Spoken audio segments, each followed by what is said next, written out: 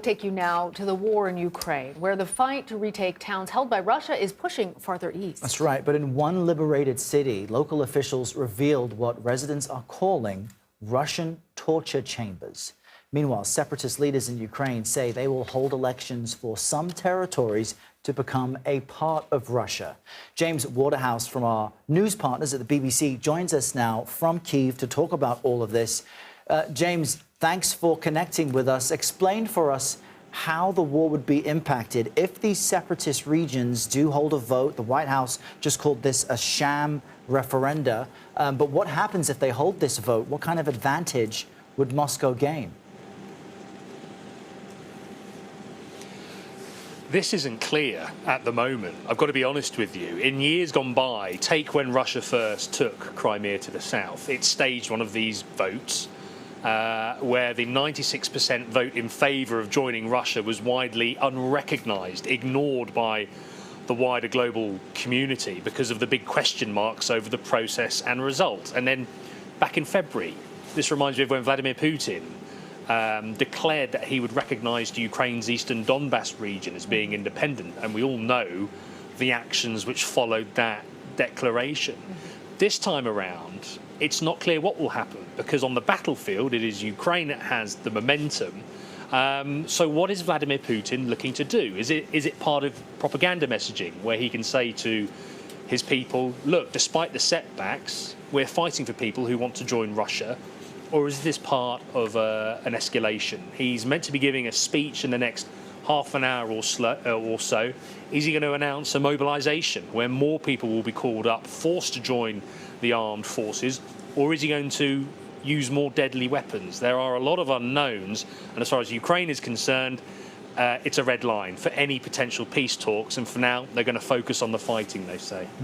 Well, James, I can see your point is an apt one about him being able to spin that. But one of the things that's going to be difficult to spin is this war crimes investigation. What's the latest?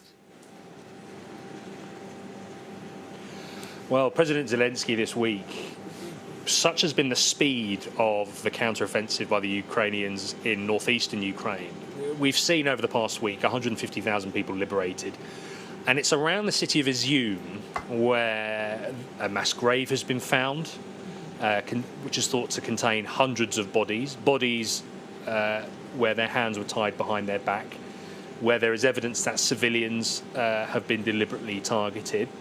On top of that, investigators say they found evidence of torture chambers used by the Russians on civilians there.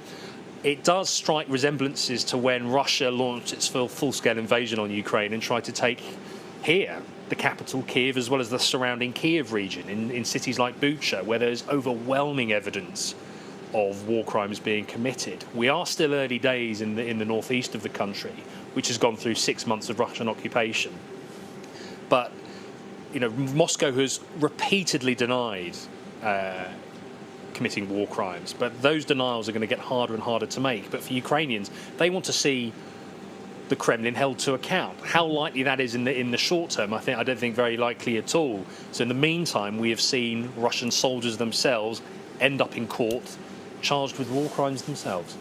The UN General Assembly is gathering this week. Ukraine and the war there will be a major focus. But what strikes me is you kind of bullet point just some of the aspects of this ongoing war. Mass graves, there are allegations of kidnapping. We know that the nuclear plant and its stability is still a major issue. Is there anything that really gives Ukrainians hope or confidence that help is coming other than the fortitude of Ukrainian troops who continue to gain ground? Do they really expect the UN to do anything to move the needle this week? The short answer to that is no. Back in January, before this full-scale invasion, Ukrainians have long known, even then, that it would be them and them alone to fight, to defend their country against the Russian aggressors. What has proved more and more pivotal, and what people cared about, notably the government, is who was going to help and what with. And the political pressure has been growing on Ukraine as Western allies at the United Nations face more pressing issues closer to home, such as the cost of energy now caused by this war.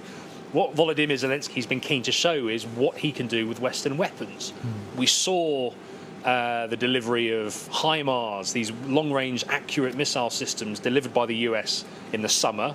And now we are starting to see the effect they're having. Russian supply lines have been frustrated, ammunition depots, and it seems it has given the Ukrainian forces some kind of foothold to make large-scale advances. But Kyiv itself admits these advances are only as good as their ability to consolidate, their ability to improve supply lines themselves. But nevertheless, they are not going to want to stop here. And at this gathering at the United Nations, you can be sure he's going to bang the drum some more for more weapons. Look what we can do with it. Let's not stop now. He has been effective in that. All right, James Waterhouse, thank you. Thank you, James.